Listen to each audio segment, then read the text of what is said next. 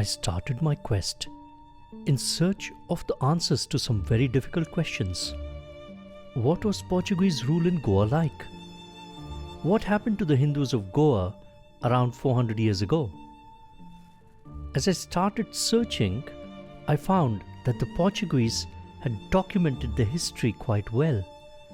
For example, the singular account of a terrible method of torture sanctioned by religious decree at the highest level. The torture of the pole used to be known as the strapado, and it consisted in tying the patient's hands behind his back and then with a cord around his wrists, hoisting him from the floor with or without weights to his feet, keeping him suspended as long as was desired, and perhaps occasionally letting him fall a short distance with a jerk. About 1620, a writer prescribes that the elevating movement should be slow, for if it is rapid, then the pain is not lasting. When hoisted, he should be held there while the psalm Miserere is thrice repeated slowly in silence. Vasco da Gama, the Portuguese sailor, arrived in Calicut in 1498. Soon after, there was communication. Actually, the Portuguese had come here in search of condiments. But Goa, the island of Goa, at that time was ruled by Adil Shah, and Adil Shah had imposed some restrictions on Hindus. And therefore, they were not allowed to perform certain rituals and celebrate some festivals. So Vijayanagar kingdom had entrusted the duty of liberating the island of Goa, which is nowadays known as Tiswadi. It comprises of 30 islands. So he was entrusted that work, and Albuquerque with his navy was waiting with his armada. He was waiting on the river side, in the sea, Arabian Sea. So Timoza, the commander of Vijayanagar army, invited him to drive away Adil Shah, but actually Albuquerque was waiting to take an entry into India, and he never went back. There were some setbacks in between, but actually this part of Goa remained in the hands of Portuguese for 450 years. Albuquerque was victorious on 25th November 1510. This 25th November was celebrated as Festival of Saint Catharina by Portuguese Church till the date of liberation of Goa, even up to 1961, because Goa was liberated in December. So in the November of 1961, this festival was celebrated by the church. It was not a simply military expedition, or no, it was not also even colonization. It was supported by Pope and the Roman Catholic Church. So this was meant for converting the people, proselytization and persecution of the people. In 1560, the order was given to convert the people of Goa. Well, the Inquisition started in Goa in 1560, some years after the establishment of the Inquisition in Portugal. Let me say that in Portugal we had 3 courts in Lisbon, and it has jurisdiction over Africa, the West Africa and Brazil as well, the Azores and Madeira, and then on the north you had the Coimbra court, and on the south you have the Évora court. So basically you have this Inquisition spread by 3 different courts, and later on King John III established the Inquisition. Of course it was considered by the Pope 1560, I do believe. But before the Inquisition was exported to Goa in India, it spread its tentacles of terror in Portugal itself. The Inquisition was established in Portugal in 1536. And why was it imposed on Portugal by the king and by the church? Because they believed that some of the Jews who had been previously converted to Catholicism, forced to convert to Catholicism, were backsliding, were continuing to practice their traditional religion in secret. So, for instance, they were practicing the rituals involving the Sabbath, which is the Jewish holy day once per week. So the king established this religious dictatorship in order to try to catch them and persecute them and prosecute them. And they were held in a prison near here in what is now the Donna Maria Theater, but back then was a palace called the Estaus Palace, which usually before that received diplomatic guests.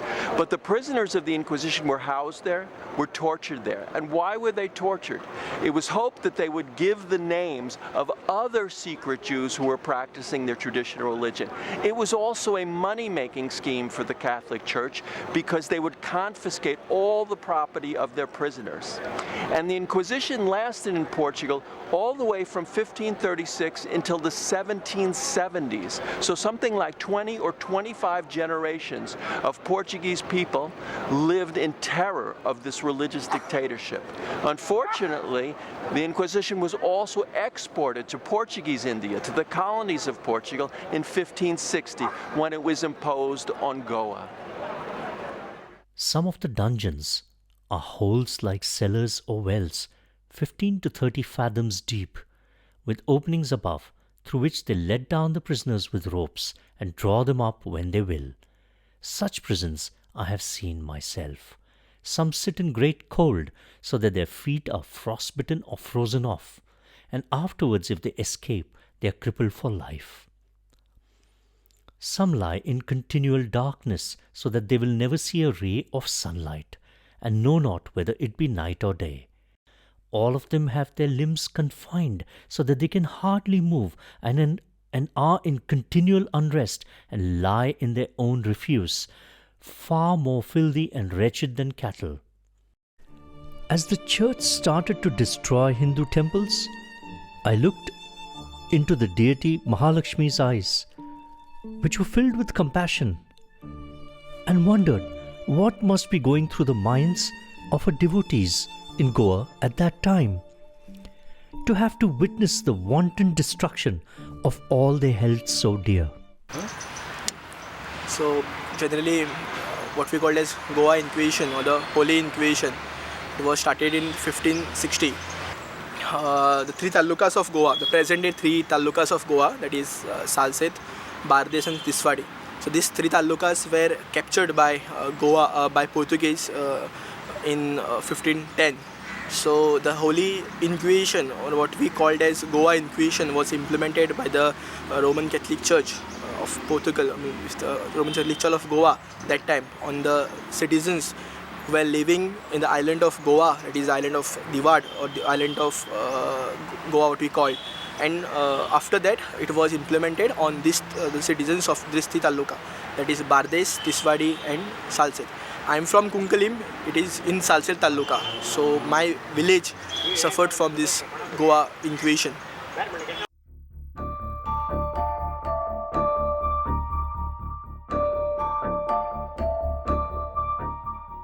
The Portugal of today bears scarce resemblance to the Portugal of the 1600s. The Inquisition is now long gone. People of all religions and races are now welcomed here. If only the realization that the Sanatana Dharma of Hindus was equally valid had come much earlier.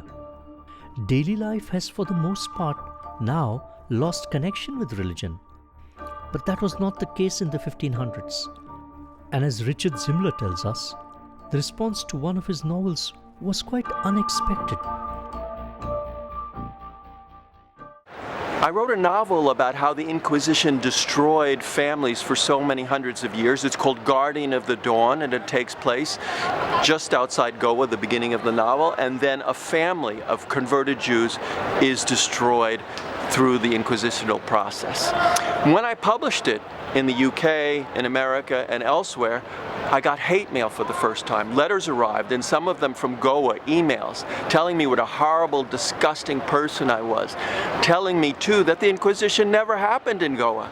So just like there are these sick and upsetting and disturbed people who like to say that the Holocaust, the Nazis, never killed 6 million Jews, 500,000 Gypsies and others, there are people in Goa and elsewhere who deny that the Inquisition took place and that it killed and destroyed the lives of so many converted Hindus. I found this extremely upsetting and disturbing, and I believe that we need to continue to discuss the events that have been omitted from the official histories of our country, whether that's Portugal, India, or anywhere else. And that's one reason why I insist on writing about people whose voices have been systematically silenced, such as the victims of the Inquisition in Goa.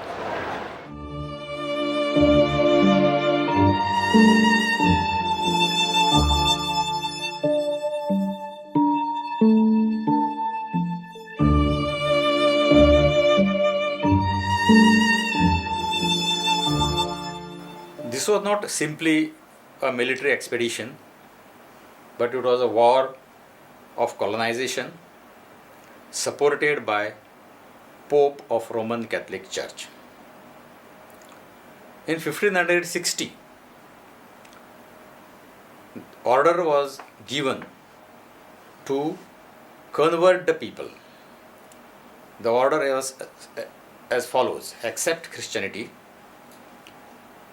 run away, or be prepared to die. At this time, more than 3,45,000 people were converted. We can imagine how prosperous this area was,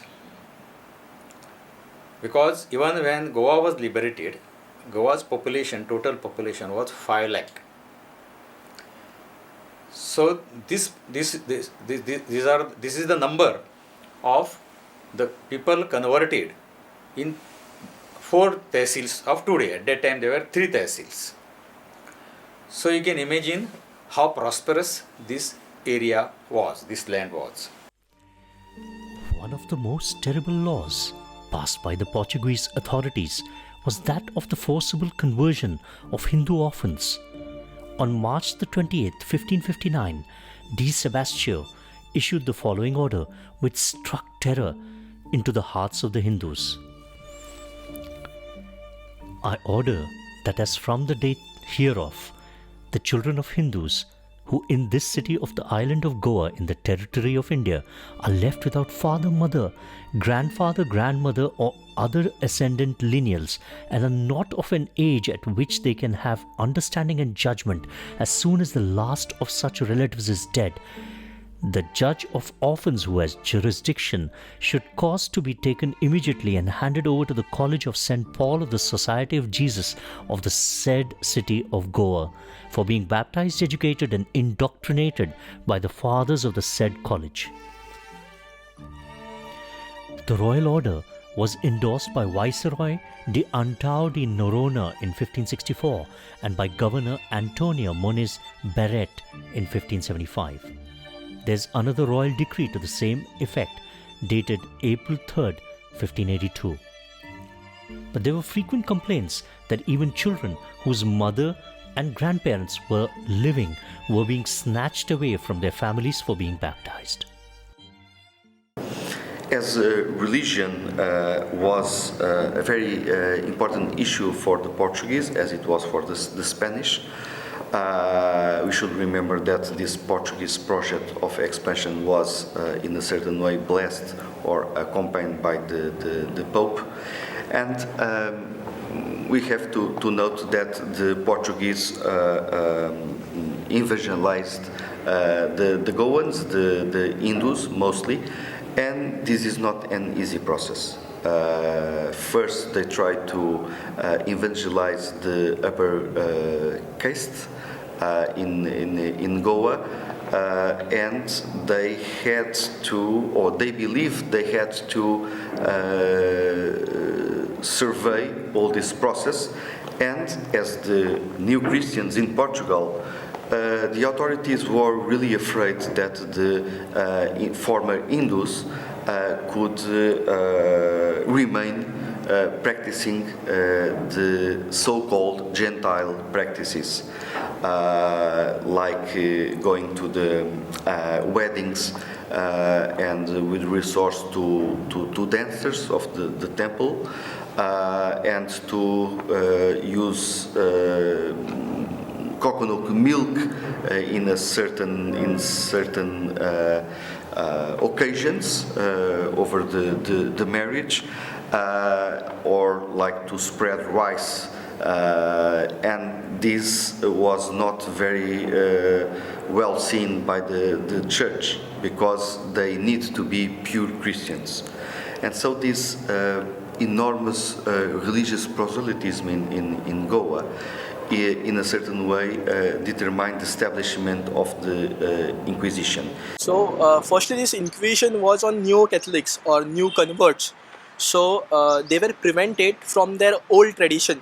जे जुने tradition होते या सर्व लोकांचे, तर त्या tradition त्यांना ते follow करायला बंदी होती. But in later stages it was also the effect was also on the Hindus. So if a child was orphan, जर त्याचे वडील पण वारले तर त्यांना चर्च कॉन्व्हेंटमध्ये पुश करायचे, किंवा you was not allowed to have a tulsi vrindavan at your house. The marriages was ban, so you can not have a Hindu marriage, you can not have a Upanayan sanskar, you cannot have any kind of religious activity. All the religious activity was banned. Then the temples were destroyed. In island of Goa, that is called Tiswadi, 116 temples were destroyed. In Bardesh, Tehsil, it was 176, and Salsette and Marmogoa together is 284. So the total number is 576. These are the important temples. There will be small temples or places of worship also, which are not counted here. So this is how they tried to destroy the temples. The idols were broken. Anyhow, some people took these idols from this place to another places, the places where Portuguese were not ruling. For them it was like their own identity. It is something like, we say, modern days we think of a flag. In the same manner, they thought of an idol made of stone. Before Inquisition also, the mass scale destruction of temples happened.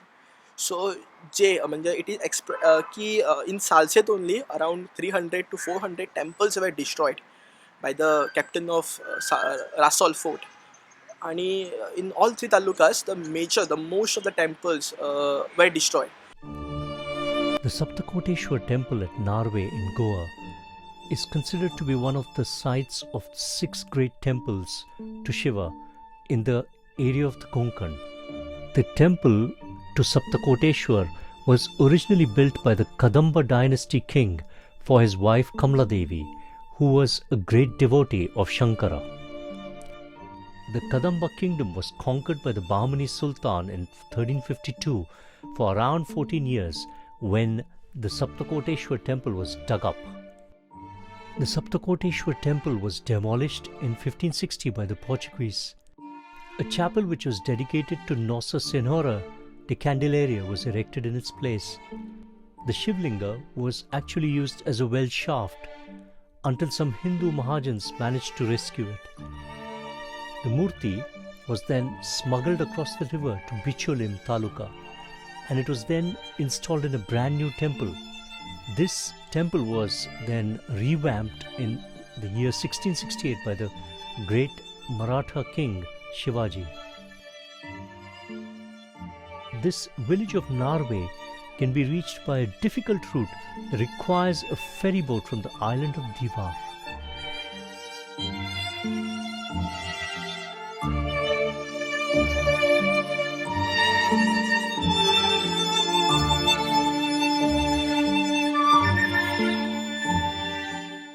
So in many cases, the Mahajans of the temples migrated a vigraha of that temple to the part which was not under the control of Portuguese. For example, the Shantadurga of Kavale, the present day Kavale, it was at a Kedshi. the Mangesh, it is now at Mangeshi. The temple, original temple was at Kortalim, the Kuttale, what you call, or Kortalim in Salsit. Same way Vijayadurga. The Vijayadurga, the temple is situated at the Keri Fonda. Actual place of that temple is at Sakwad, that is in Salsit Taluka. Same way the Devki Krishna or Saptakoteshwar. Original place of Saptakoteshwar is Diwad. Now it is in Narve. The original place of Devki Krishna is at Chodan Island, which is close to Tiswadi Taluka, and now the temple is in Fonda Taluka. So major of the temples from the Tiswadi Taluka, Bardesh Taluka were shifted either in Fonda Taluka, either in Kepe Taluka, or in the parts of the Bichole Taluka. So this major migration, or what we call as the exodus of Hindus, happened during this period. So-called Saint Francis Xavier arrived in Goa, and in 1542 he observed that neo-Christians were following their old customs. They were singing Ovi, they were performing Haldi before marriage, they were singing same songs, wearing bangles, wearing old system sari, Naugaj, 9 yard sari. All those customs he found that were inherited by them from their Hindu ancestry. So all this, he wanted to get rid of all the Hindu customs, and therefore he demanded the court of Inquisition. In his letters to the King of Portugal, Don João II, he himself has confessed that he is so cruel to Hindus and even to neo-Christians that many of them run away from their territory. This is mentioned in Swatantraveer Savarkar's 6 Golden Leaves of Indian History, Saha Soneri Pane, the book written by Noronha, Antonio Noronha. The name of the book is Os Hindus da India Portuguese, which is the Hindus of Portuguese India.